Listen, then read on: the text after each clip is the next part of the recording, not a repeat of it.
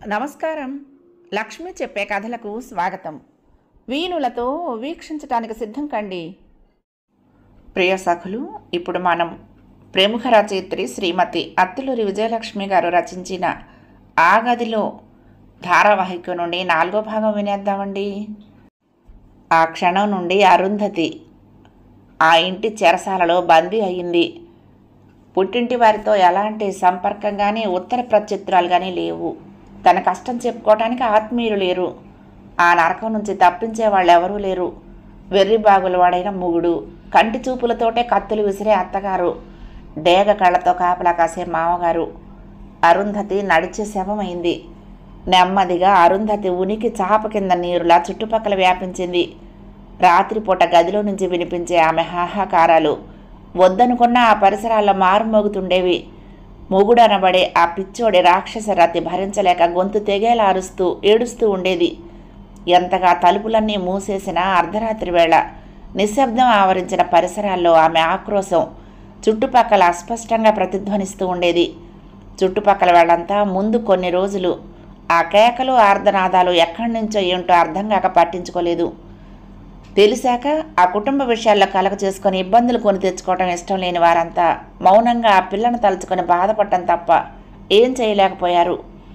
అయితే ఆ కుటుంబం పట్ల అసహ్యంతో ఏదన్నా చెయ్యాలన్న తపనతో ఉన్న కుటుంబం విశ్వనాథం కుటుంబం. విశ్వనాథం స్వతహాగా చాలా మంచి వ్యక్తి. అతనికి తగినట్టే భార్య సుమతి కూడా అన్ని విధాల భర్తకు అనుకూలంగా ఉంటూ సహధర్మచారిణి అనే పేరును సార్థకం చేసుకుంది. పిల్లలిద్దరూ కూడా తల్లిదండ్రులకు సంస్కారం పుడికి పుచ్చుకుని చిన్నప్పటి నుండి కూడా తోటి వాళ్లకు సహాయపడుతూ అందరితోనూ మంచిగా ఎవరిని నొప్పించక తానవ్వక అన్నట్టు మసులుకుంటూ మంచి పేరు తెచ్చుకున్నారు. ఆ దంపతులకు ఆడపిల్లలంటే చాలా ఇష్టం. వాళ్ళకు ఆడపిల్లలు లేకపోవటం ఒక లోటుగా అనిపిస్తూ ఉంటుంది. ఆడపిల్లంటే ఇంటికి మహాలక్ష్మి లాంటిదని, ఆడపిల్ల మనసును నొప్పిస్తే మంచి జరగదని నమ్మే వ్యక్తులు వాళ్ళు. ఎక్కడ ఏ ఆడపిల్లకు అన్యాయం జరిగిందని తెలిసినా చెలించిపోతుంటారు. అలాంటిది ఇప్పుడు తమ కళ్ళ ఎదురుగా ఒక అమాయకురాలు పడుతున్న నరకయాతన వాళ్ళకు భరించలేనిదిగా అనిపిస్తోంది. వెర్రిబాగుల వాడికి భార్యగా, శాడిస్టులైన వ్యక్తులకు కోడలిగా చిత్రహింసలు భరిస్తూ ఉంటే ఏదో చెయ్యాలని అనిపిస్తుంది. కానీ ఏం చెయ్యాలో ఎలా చెయ్యాలో అర్థం కావటం లేదు.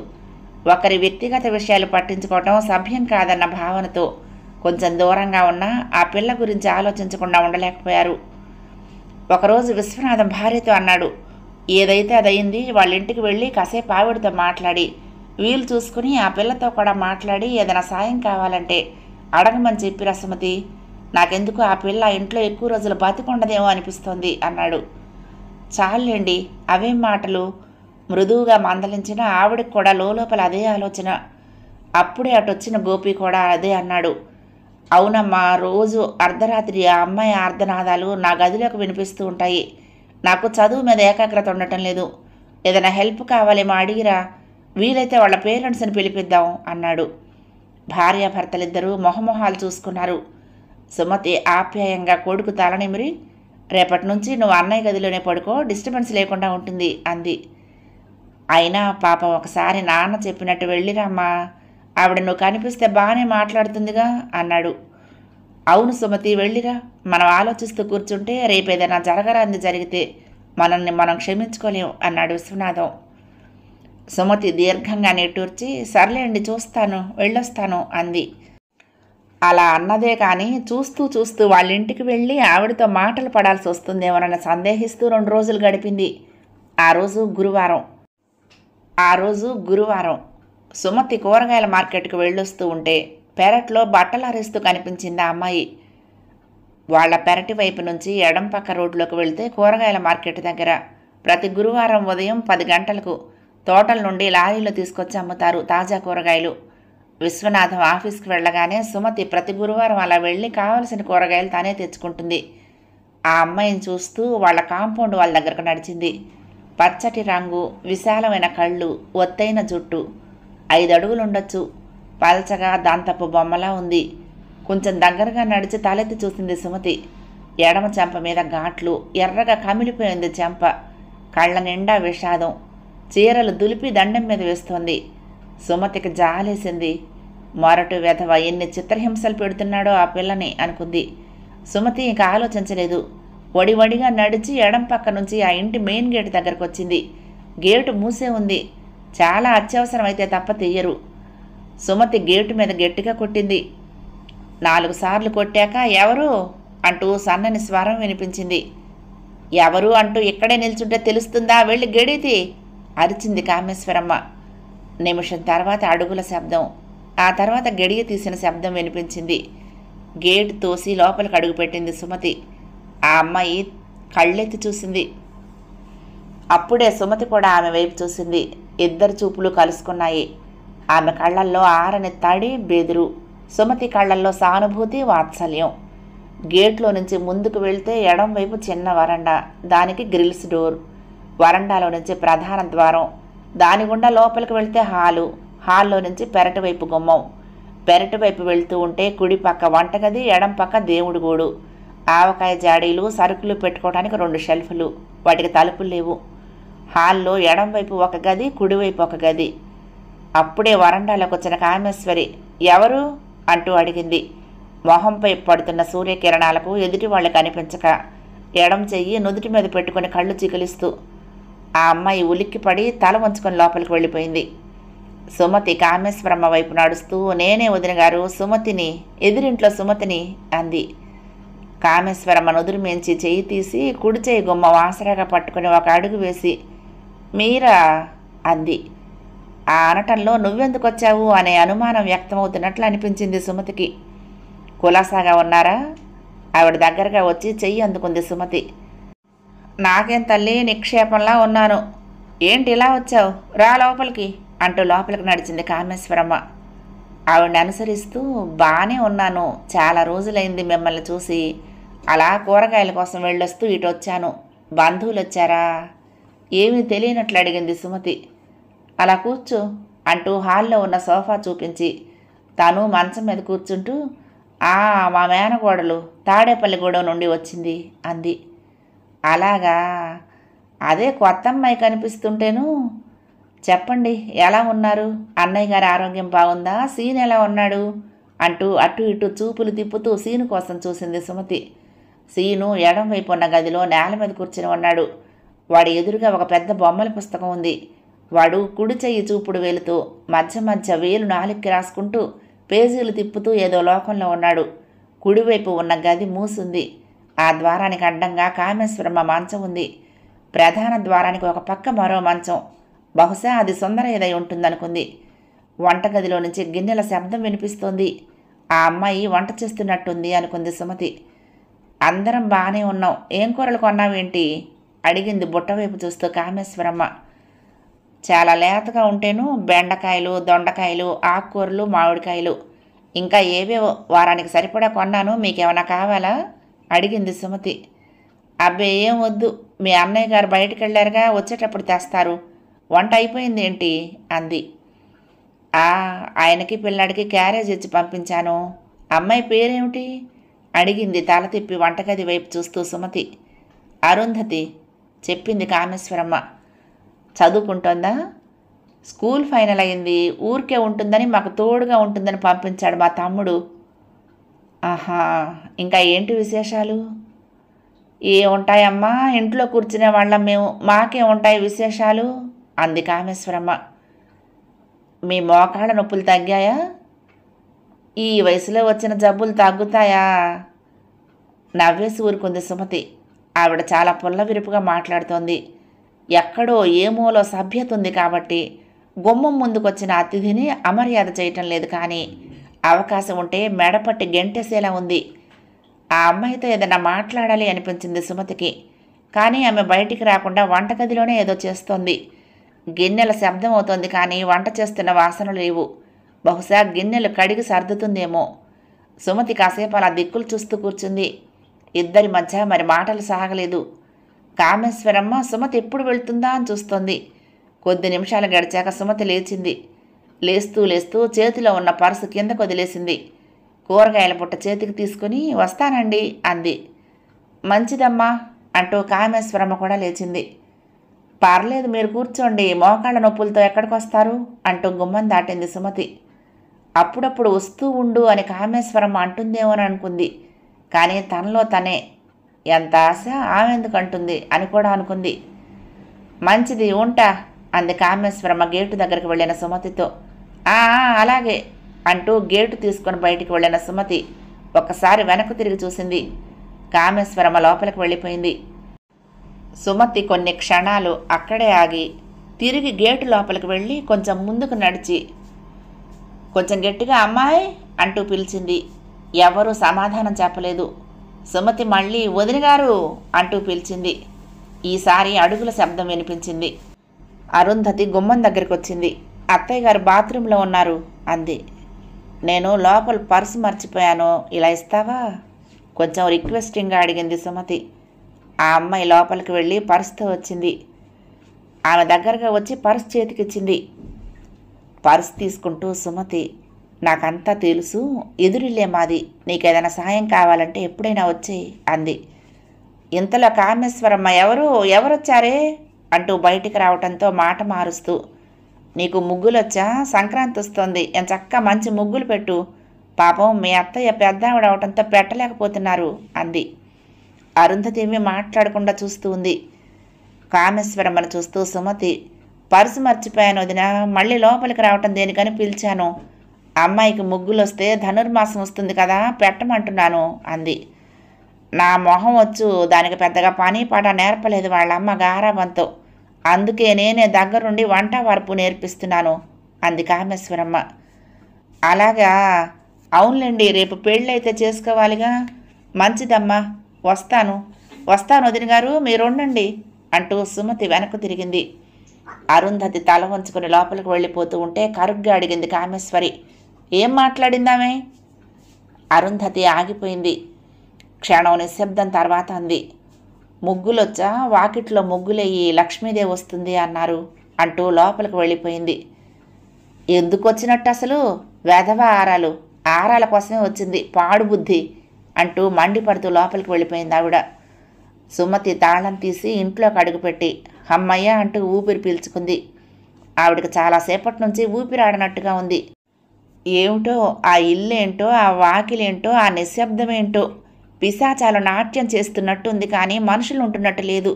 ఎందుకు ఈ బతుకు? నలుగురితో మంచిగా ఉంటే జనం సానుభూతి అన్నా లభిస్తుంది, ఎవరితో మాట్లాడితే ఏం జరుగుతుందో అన్నట్టు అలా ఒక్కతే బెగదీసి కూర్చోటం ఏంటి? పాపం ఆ అమాయకురు అలా ఇంట్లో నుంచి బయటపడేది ఎలా? కనీసం అప్పుడప్పుడు కనిపిస్తూ ఉంటే ఏదో ఒకటి మాట్లాడొచ్చు. అందుకే చిన్న బాణం వేసొచ్చాను, వాకిట్లో ముగ్గులేయమని చెప్పాను, చూద్దాం రేపటి నుంచి ఏం జరుగుతుందో అనుకుంది. తెచ్చుకున్న కూరగాయలన్నీ కడిగి ఆరబోసి టీవీ చూస్తూ పడుకుంది సుమతి. ఆ తర్వాత వారం రోజులు ఆ ఇంటి గురించి ఆలోచించలేదు. ఆ రోజే ధనుర్మాసం ప్రారంభం. తెల్లవారుతూనే 6 గంటలకల్లా వచ్చి లక్ష్మమ్మ వేళ సందుల్లో నుంచి ముగ్గు పోస్తూ గీతల ముగ్గులు రకరకాలు వేస్తుంది. ఆ రోజు కూడా వాకిట్లో నీళ్లు చల్లి ముగ్గైపోతూ ఉంటే సుమతి స్నానం చేసి వచ్చింది. ఈ నెలంతా ముగ్గులు నువ్వు వెయ్యకు, నేనేస్తాను అంటూ లక్ష్మమ్మ చేతిలో ముగ్గు బుట్ట అందుకుంది. ఏమ్మా, నా ముగ్గులు మీకు ఇష్టం కాదా అడిగింది లక్ష్మమ్మ. ఇష్టమేలే, అలా అని ఎప్పుడు అవే ముగ్గులా, చుక్కల ముగ్గులేస్తాను నేను అంది సుమతి. మంచిదమ్మా, మీ ఇష్టం. చీర చెంగుతో చేతులు తుడుచుకుని అంట్లు తోవటానికి పెరటి వైపు నడిచింది లక్ష్మమ్మ. అలాగే ఎక్కడన్నా దొరికితే ఆవు పెడ పట్రా, గొబ్బెమ్మలు పెడదాం అంది సుమతి కొంచెం గట్టిగా. గట్లానే అంటూ లక్ష్మమ్మ పెరట్లోకి వెళ్ళిపోయింది. సుమతి తనకొచ్చిన ముగ్గులు గుర్తు చేసుకుంటూ 13 చుక్కలతో చక్కటి ముగ్గు వేసింది. ముగ్గు పూర్తి చేసి ఒకసారి నిలబడి తృప్తిగా చూసి లోపలికి నడిచింది. లోపలికి వస్తూ వస్తూ తల వెనక్కు తిప్పి ఓరగా కామేశ్వరి ఇంటివైపు చూసింది. వాకిలి ఊడ్చినట్టు కూడా లేదు. ఇంకా ధనుర్మాసం అని మర్చిపోయిందేమో కామేశ్వరమ్మ. ఆవిడ కూడా ప్రతి ధనుర్మాసం పని మనిషి చేత గీతల ముగ్గులు వేయిస్తూ ఉంటుంది. ఏడాదంతా వెయ్యకపోయినా ధనుర్మాసంలో మాత్రం వేయిస్తుంది. ఈసారి కోడలికి తను ప్రత్యేకంగా చెప్పింది కాబట్టి ఏం చేస్తుందో చూడాలి. సుమతి లోపలికి వెళ్ళిపోయింది. అరుంధతిని బయటికి తీసుకురావడానికి తను చేసిన చిన్న మ్యాజిక్ పనిచేస్తే బాగుండునని ఎదురు చూస్తోంది సుమతి. ఆవిడ ఆశించినట్లుగా ఆ రోజు సాయంత్రం కొంచెం చీకటి పడ్డాక వరండాలో లైటు వేసి కామేశ్వరమ్మ గ్రిల్ డోర్ దగ్గర కాపలా ఉంటే ఆ లైటు వెలుగులో అరుంధతి వాకిట్లో ముగ్గు పెడుతోంది. పెద్ద జడ బరువుగా ముందుకు పడి వేళ్లాడుతూ ఉంటే అందంగా వంగి బాపు బొమ్మలా ముగ్గు పెడుతున్న ఆ భంగిమ సుమతి మనసులో ముద్రించుకుపోయింది. వెళ్ళి ఆ అమ్మాయితో మాట కలుపుదామంటే ఆవిడ అక్కడే ఉంది. ఎవరూ పలకరించకుండా కాపలా అన్నమాట. చూద్దాం ఎప్పుడో అప్పుడు దొరకదా అనుకుంది సుమతి. ఎంత చక్కటి పిల్ల, ఏం కర్మ కాలింది పాపం. తల్లిదండ్రులు ఎవరో, ఎంతమంది అక్క చెల్లెళ్ళు, ఎంతమంది అన్నదమ్ములున్నారో. బీదవాళ్ళేమో, కట్నాలిచ్చి పెళ్లి చేయలేక ఈ వెధవకిచ్చి చేశారేమో.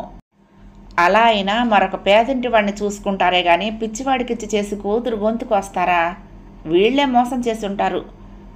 ఎంత మోసం చేసినా పెళ్లి పీటల మీదైనా వాడిని చూసిన వాళ్ళు ఎలా ఊరుకున్నారు? ఏదో జరిగింది. ఏం జరుగుంటుంది? సుమతి అలా కిటికీలో నుండి అరుంధతిని చూస్తూ ఆలోచిస్తూ ఉండిపోయింది. పావుగంట తర్వాత అరుంధతి గేటు మూసేసి లోపలికి వెళ్ళిపోయింది. ఆమె లోపలికి వెళ్ళాక కామేశ్వరమ్మ వరండాలో లైట్ ఆర్పి గ్రిల్ డోర్ మూసుకొని వెళ్ళిపోయింది. ఆ మర్నాటి నుండి సుమతి కూడా సాయంకాలం పూటే ముగ్గు పెట్టడం మొదలుపెట్టింది. అలాగే 10 రోజులు గడిచాయి. ఓ రోజు సుమతి కొంచెం పెద్ద ముగ్గు వేసింది. సాయంత్రం 6:30 దాటుతోంది. అప్పుడే చీకటి పడుతోంది. వీధి లైట్ ఉండటం వల్ల ఆ వెలుగులో ముగ్గు స్పష్టంగా కనిపిస్తోంది. అప్పుడే అరుంధతి ముగ్గు బుట్టతో బయటకొచ్చింది. అప్పటికే ఊడ్చి నీళ్లు చల్లినట్టుంది. ఆమె రాగానే సుమతి వెనక్కు తిరిగి చూసి పలకరింపుగా నవ్వింది. అరుంధతి నవ్వనట్టుగా నవ్వి వెనక్కు తిరిగి చూసింది. సుమతి కళ్ళు కూడా గ్రిల్ డోర్ వైపు వెళ్ళాయి. ఇంకా కామేశ్వరం అక్కడికి రాలేదు. బావున్నావా అడిగింది సుమతి. బావున్నానన్నట్లు తల ఊపింది అరుంధతి. సుమతి అలా వంగి కొంచెం ఆమె దగ్గరగా నడిచి, నీకేమన్నా ఇబ్బందిగా ఉందా ఆ ఇంట్లో అని అడిగింది. అరుంధతి కళ్ళల్లో గిర్రున నీళ్లు తిరిగాయి. తల వంచుకుంది. చూడు, మళ్ళీ ఆవిడ బయటకు వస్తుందేమో. చిన్న మాట చెప్తాను. నీకెప్పుడు ఏం కావాలన్నా మా ఇంటికి రా. నీకే సాయం కావాలన్నా చేస్తాం, సరేనా అంది సుమతి. అరుంధతి కళ్ళ నుండి బొటబొట నీళ్లు కారాయి. నాకు తెలుసమ్మా, నాకంతా తెలుసు, బాధపడకు. అదిగో ఆవిడొస్తోంది, నేను వెళ్తున్నాను. నీకేం కావాలన్నా వచ్చేయి. సుమతి అలా వంగునే తన గుమ్మం దగ్గరికి వచ్చి ముగ్గు పూర్తి చేసి లేచింది. అరుంధతి వంగి చుక్కలు పెడుతోంది. సుమతి లోపలికి వచ్చేసింది. గ్రిల్ డోర్ దగ్గరకు వచ్చిన కామేశ్వరమ్మ చూపులు సుమతి ఇంటి కిటికీ వైపు మళ్ళాయి. ఆ కిటికీలో నుంచి గోపి అరుంధతినే చూస్తున్నాడు. నిజానికి అతను చాలా కాకతాళీయంగానే కిటికీలో నుంచి బయటకు చూస్తూ ఉంటే సుమతి అరుంధతితో మాట్లాడటం కనిపించింది. అమ్మ ఏం మాట్లాడుతుందో, ఆ అమ్మాయి ఏం చెప్తుందో అన్నట్లు కొంచెం ఆసక్తిగా అలా చూస్తూ నిలబడ్డాడు. సుమతి లోపలికి వస్తున్నా గోపి మాత్రం వంగి ముగ్గేస్తున్న అరుంధతి పెద్ద జడ నేల మీద ఆనుతూ ఉంటే, అబ్బో ఎంత పెద్ద జడో అని విస్తుపోయి చూస్తున్నాడు. ఆ దృశ్యం కామేశ్వరమ్మ దృష్టిలో పడింది. ఆవిడ మండి పడుతూ విసవిస గ్రిల్ డోర్ విసురుగా తోసి గేటు బయటకొస్తోంది. అది గమనించిన గోపి మాత్రం తల్లి లోపలికొచ్చి తలిపేస్తుంటే వెనక్కు తిరిగి చూశాడు. కిటికీ దగ్గర నుంచి కదిలి గబగబా ఆవిడ దగ్గరికి వెళ్ళి, ఏం మాట్లాడావమ్మా అని అడిగాడు. అయితే తను బయటికి రావడంతో గోపి భయపడి లోపలికి వెళ్ళాడని భావించిన కామేశ్వరమ్మ చుక్కలు పెట్టడం పూర్తి చేసి మెలికలతో చుక్కల్ని కలుపుతున్న కోడల్ని కసిరింది. ఎంతసేపే ముగ్గు పెట్టడం, తొందరగా లోపలికి చావు అంది. ఆవిడలా హఠాత్తుగా ఎందుకు విరుచుకుపడిందో అర్థం కాని అరుంధతి గబగబా అడ్డదిడ్డంగా చుక్కలు కలిపేసి లోపలికి పరిగెత్తింది. ఆ మర్నాటి నుండి వాళ్ల వాకిట్లో ముగ్గు కనిపించలేదు సుమతికి. తను మాట్లాడటం చూసినట్టుంది ఆవిడ అనుకుంది. మళ్ళీ ఆ అమ్మాయిని ఎలా కలవాలో అర్థం కాలేదు ఆవిడకు. ఉన్న ఒకే ఒక్క అవకాశం చేజారింది. ధనుర్మాసం అయిపోయింది. సంక్రాంతి పండుగ వెళ్ళిపోయింది. ఆ తర్వాత శివరాత్రి కూడా వెళ్ళిపోయింది. అరుంధతి మళ్ళీ ఎవరికంటా పడలేదు. వేసవి కాలం మొదలైంది. సుమతి అత్తగారికి మామిడి తోటలున్నాయి. ప్రతి ఏడాది ఊరగాయలకు కావలసిన మామిడికాయలు పళ్ళు కూడా అక్కడి నుంచే వస్తాయి. అత్తగారు పంపించిన మామిడికాయలతో ఆవకాయ, మాగాయ, బెల్లపావకాయ పెట్టింది సుమతి. అవి జాడీల్లో వేస్తూ ఉంటే చటుక్కున వచ్చింది ఒక ఆలోచన. వెంటనే 2 ప్లాస్టిక్ డబ్బాలు శుభ్రంగా కడిగి తడి లేకుండా తుడిచి వాటిల్లో ఆవకాయ, బెల్లపావకాయ పెట్టింది. ఆ సాయంత్రం ఆ 2 డబ్బాలు తీసుకుని కామేశ్వరం ఇంటికి బయలుదేరింది. అప్పటికే మొగుడు పెళ్ళాం వరండాలో కుర్చీలు వేసుకుని కూర్చున్నారు. గేటు గడియ వేసిలేదు. తను గేటు లోపలికి వెళ్ళగానే ఇద్దరు మొహాలు మార్చుకోవటం, వెంటనే తెచ్చిపెట్టుకున్న నవ్వుతో పలకరించడం గమనించింది సుమతి. బావున్నారా, కొత్త ఆవకాయ రుచి చూస్తారని తెచ్చాను అంటూ తనే చనువుగా లోపలికి వెళ్ళి అమ్మాయి అంటూ పిలిచింది. కామేశ్వరమ్మ కూర్చున్న చోటు నుంచి లేచి, ఇలా ఇవ్వండి, నేను పెడతాను లోపల అంటూ సుమతి చేతుల్లో నుంచి డబ్బాలు అందుకుంది. అయ్యో, మీరెందుకు లేచారండి? చిన్నపిల్ల మీ మేనవాళ్ళుందిగా అంటూ చుట్టూ చూసింది సుమతి. వంటగదిలో చీర చెంగు నెత్తిని కప్పుకున్న ఒక స్త్రీ వీపు కనిపించింది. అమ్మాయి లేదులేండి, రండి ఇలా కూర్చుందాం అంటూ ఆవిడ వరండాలోకి దారి తీస్తూ ఉంటే సుమతికి కూడా ఆవిడ వెనకే వెళ్ళక తప్పలేదు. అప్పుడే ఆవకాయలు పెట్టేశారా అడిగాడు సుందరయ్య. ఎన్నడూ ఇలా ఇవ్వని సుమతి కొత్తగా ఆవకాయ తీసుకురావటంతో ఆంతర్యం ఏమిటా అని ఆలోచిస్తోంది కామేశ్వరమ్మ. అవునండి, మా అత్తగారు బోలెడు మామిడికాయలు పంపించారు, మాకు తోటలున్నాయి కదూ అంది సుమతి. ఓహో అని ఊరుకున్నారు. ఇద్దరూ సరిగ్గా మాట్లాడకపోవటంతో సుమతికి చాలా ఇబ్బందిగా అనిపించింది. కాసేపు మౌనంగా కూర్చుని తల తిప్పి లోపలికి చూసింది. వంటగది తలుపు అవతల ఎవరో నించుని తననే చూస్తున్నట్లు అనిపించింది. పరీక్షగా చూద్దామంటే కామేశ్వరమ్మ తననే గమనించటం ఇబ్బందిగా ఉంది.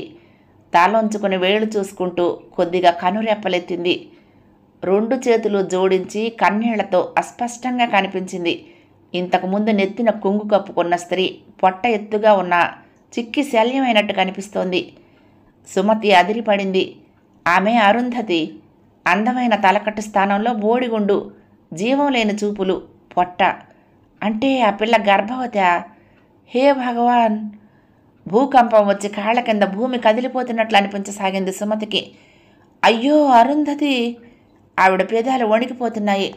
ఒక్క క్షణం కూడా అక్కడ కూర్చోలేకపోయింది. వెళ్తానండి అంటూ వాళ్ళ సమాధానం కోసం చూడకుండా ఒడివడిగా లేచొచ్చేసింది. వస్తూనే కుర్చీలో వాలిపోయి తల పట్టుకున్న తల్లి వైపు చూస్తూ, ఏమైందమ్మా అట్లా ఉన్నావేంటి అడిగాడు గోపి. అప్పుడే ఆఫీసు నుండి వచ్చిన విశ్వనాథం కూడా జీవం లేని కళ్ళతో అచేతనంగా కూర్చున్న భార్యను చూస్తూ, ఏమైంది సుమతి అన్నాడు కంగారుగా. సుమతికి దుఃఖం ఆగలేదు. వెక్కి వెక్కి ఏడవసాగింది. అరెరే ఏమైంది? భార్యను దగ్గరకు తీసుకుని కొడుకు వైపు చూస్తూ, ఏం జరిగిందిరా అని అడిగాడు. తెలీదు నాన్న, ఎదురింటికి వెళ్ళొచ్చింది అమ్మ, రాగానే ఇలా అన్నాడు గోపి. సుమతి వెక్కి వెక్కి ఏడుస్తూ, పాపం ఆ పిల్లకు గుండు చేయించారండి ఆ దుర్మార్గులు అంది. ఎవరికి? నిర్ఘాంతపోతూ అడిగాడు విశ్వనాథం. అరుంధతికండి. తాచుపాము లాంటి జడ, ఎంత అందమైన జడ, వాళ్ళు నాశనంగాను. ఆ పిల్లని ఏం చేస్తారో ఏంటో, కొడుకు బతికుండగానే దాన్ని బోడిదాన్ని చేశారు. పైగా ఆ పిల్ల గర్భవతి అండి. రామచంద్ర, ఎంత పని జరిగింది?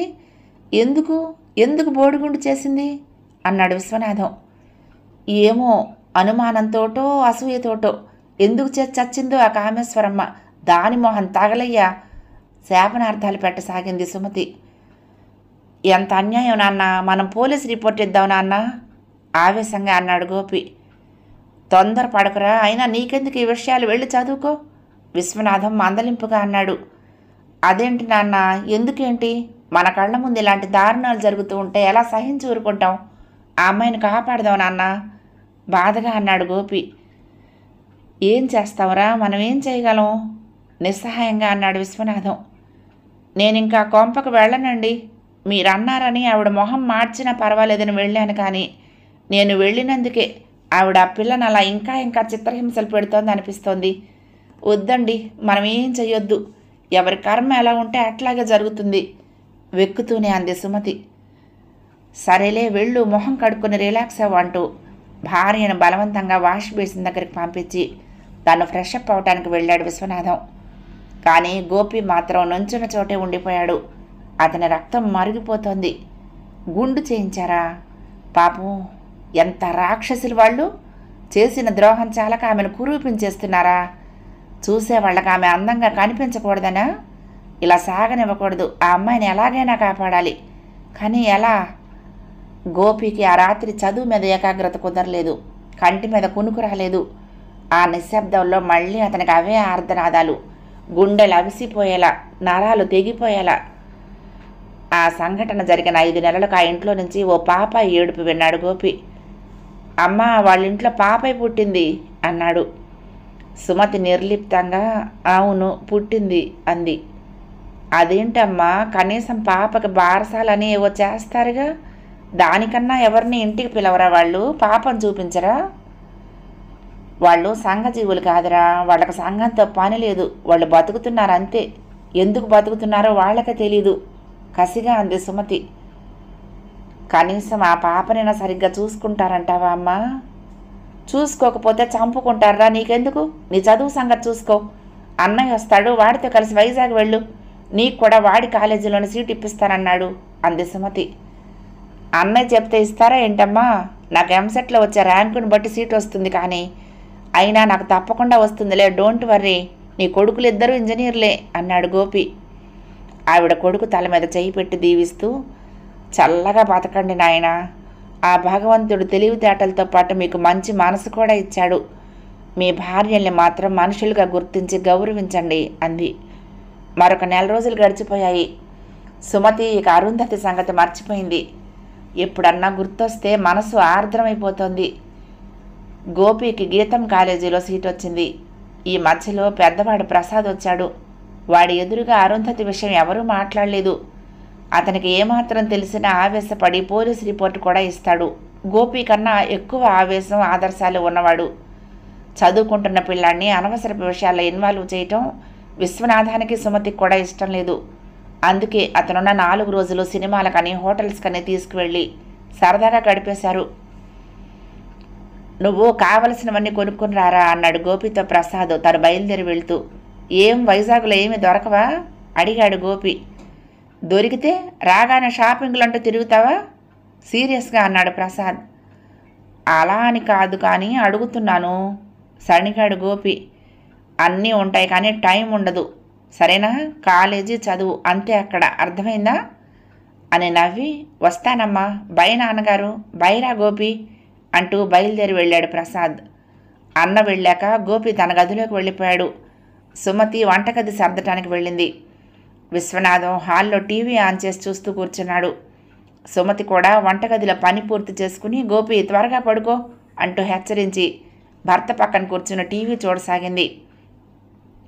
అప్పుడు సమయం రాత్రి 10:30. టక్ టక్ మంటూ తలుపు చప్పుడైంది. ఏమండి, టీవీ సౌండ్ తగ్గించండి, తలుపు చప్పుడవుతోంది అంది సుమతి అనుమానంగా తలుపు వైపు చూస్తూ. విశ్వనాథం రిమోట్ తీసుకొని వాల్యూమ్ తగ్గించాడు. మళ్ళీ తలుపు చప్పుడు. సుమతి లేచి వెళ్ళి తలుపు తీసింది. రయ్యమని ఆమెను తోసుకుంటూ వచ్చిందో యువతి. ఎవరు? సుమతి ఆశ్చర్యంగా చూస్తూ ఉంటే, ప్లీజ్ డోర్ వేసేయండి అందా యువతి. సుమతి డోర్ వేసేసి ఆమె దగ్గరగా నడిచింది. ఆమె సుమతిని గట్టిగా వాటేసుకుని బావురుమంది. ఎవరు? సుమతి ఆమె భుజం పట్టుకుని జరుపుతూ ముఖం వైపు చూసి స్థాణువైంది. నువ్వా అంది. ఆంటీ ప్లీజ్ నన్ను కాపాడండి.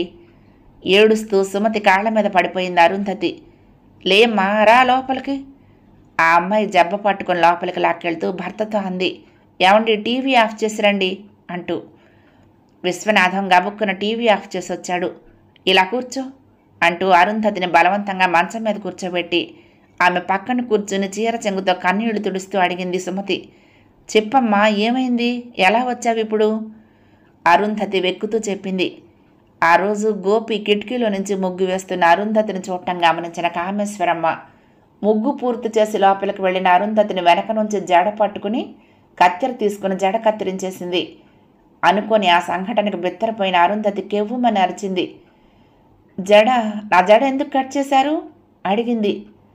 నీకు ఇంత జడ అవసరమా, తగుదినమ్మా అని ఆ జడ చూపించుకుంటూ వీధి వాకిట్లో ముగ్గు పేరుతో పరాయి మగాడిని ఆకర్షిస్తున్నావా, చంపేస్తాను, జడ కాదు కదా జుట్టు కూడా ఉండనివ్వను అంటూ కత్తెరతో మీదకొస్తున్న ఆవిడ తప్పించుకుని వంటగదిలోకి పారిపోయింది అరుంధతి. ఆవిడ అరుంధతిని వెంటపడి తరిమి దొరకబుచ్చుకుని 2 చేతులతో బంధిస్తే వెనక నుంచి సుందరయ్య కత్తి తీసుకుని జుట్టు తీసేశాడు. హృదయ విదారకంగా ఏడుస్తున్న అరుంధతిని గదిలో పెట్టి బయట గొళ్ళెం పెట్టారు. వాళ్ళెందుకంత పైశాచికంగా ప్రవర్తిస్తున్నారో అర్థం కాని అరుంధతి ఆక్రోశించింది. నేనేం తప్పు చేశాను, నాకెందుకు శిక్ష చెప్పండి, నేనేం తప్పు చేశాను అని అరుస్తున్న అరుంధతి నోట్లో గుడ్డలు కుక్కి గది తాళం వేశారు. 24 గంటల పాటు ఆ గదిలో కుళ్ళి ఏడుస్తూ శోషొచ్చి పడిపోయిన అరుంధతిని బయటికి ఈడ్చుకొచ్చి ఇంకోసారి గేటు బయటకు వెళ్ళనని చెప్పించి వదిలేశారు. ఆ తర్వాత ఆమెకు బతుకు మరింత నరకమైంది. అప్పటికే ఆమె గర్భం దాల్చడంతో సరైన తిండి లేక నీరసం, వాంతులు, డాక్టర్ దగ్గరకు తీసుకువెళ్లే వాళ్ళు లేక దాదాపు జీవోత్సవమైంది. కానీ ఇలాగే ఇంటెడు చాకిరి చేస్తూ వాళ్ళు తిన్నాక మిగిలిన తిండి తింటూ మొగుడి రాక్షస క్రీడకు బలవుతూ గడుపుతూనే ఆడపిల్లకు జన్మనిచ్చింది. ఆ పిల్ల పుట్టిన దగ్గర నుంచి ఆమెకు హింస మరీ ఎక్కువైంది. కారణం పిల్ల బంగారు బొమ్మలా పుట్టడం. నా కొడుకు వెర్రివాడు. ఈ పిల్ల వాడికి పుట్టింది కాదు. నువ్వెవరితో కులికావు? మా కళ్ళు కప్పి ఎవరితో తిరిగావు అంటూ కొట్టటాలు, వాతలు పెట్టటాలు. ఆఖరికి వాళ్ళ మొహం మీద కత్తితో ఘాట్లు పెట్టి కురూపుని చేయటానికి వాళ్ళు పథకం వేయటం విన్న అరుంధతి పెరటి గోడ దూకి పారిపోయి వచ్చింది. ఆమె ఒంటి మీద కనిపిస్తున్న గాయాలు, పెదవి చిట్లి కారుతున్న రక్తం ఆమె చెప్పేదేది అబద్ధం కాదని తెలియచేస్తూ ఉంటే సుమతి విశ్వనాథంతో పాటు అక్కడికొచ్చి ఆమె మాటలనే విన్న గోపి కూడా నిశ్చేష్టుడైపోయాడు. ఎంత దారుణం, ఎంత పైశాచికత్వం! వాళ్ళ అన్నమేనా తింటున్నారు? పాపేది? ఉలిక్కి పడుతూ అడిగింది సుమతి. పాపని నాకెవరు, వాళ్ళ దగ్గరే పడుకోబెట్టుకుంటారు. అంటే పడుకుందా పాప? అవును, కానీ ఆంటీ నేను ఇంకా అక్కడికి వెళ్ళను. మీ కాళ్ళు పట్టుకుంటాను. నన్ను ఎలాగైనా కాపాడండి. మాది పొన్నూరు. నన్ను ఎలాగైనా మా ఊరికి పంపించండి. మీ మేలు మర్చిపోను. అంకుల్, నా వల్ల కాదు. నేను ఇంకా నరకంలో ఉండలేను. నేనెప్పుడు ఏ తప్పు చేయలేదు. నాకెందుకు శిక్ష వేశారో నాకు తెలియటం లేదు. అసలు వాళ్ళెవరో ఇంత దూరం నుంచి వచ్చి నన్నెందుకు వాళ్ళ కొడుక్కి పెళ్లి చేసుకుని బలి తీసుకుంటున్నారో అర్థం కావటం లేదు. అసలు వాళ్ళు ఇలా ఎందుకు ప్రవర్తిస్తున్నారో కూడా నాకు కారణం తెలియటం లేదు. వెక్కి వెక్కి ఏడుస్తూ అంటున్న అరుంధతిని దగ్గరకు తీసుకుని గాద్గదికమైన స్వరంతో ఓదారుస్తూ అంది సుమతి. ఏడవకమ్మా, తప్పకుండా నిన్ను కాపాడతాం. ఈ అవకాశం కోసమే చూస్తున్నాం. వాళ్ళు శాడిస్టులు, సైకోలు. ఇంకా నీ కష్టాలు గట్టెక్కాయనుకో. లే, మొహం కొడుకో, కొంచెం పెరిగేసుకుని అన్నం తిని పడుకో. రేపు ఉదయం ఆలోచిద్దాం ఏం చెయ్యాలో అంది. 4వ భాగం సమాప్తం. ప్రియ సఖులు, ఈ కథ మీకు నచ్చితే తప్పకుండా లైక్ చేయండి, షేర్ చేయండి, కామెంట్ చేయండి, సబ్స్క్రైబ్ చేసుకుని నన్ను ఎంకరేజ్ చేయండి. ఉంటానండి. ప్రేమతో లక్ష్మి, కృష్ణా తీరం దుర్గమ్మ సన్నిధానం. నమస్తే.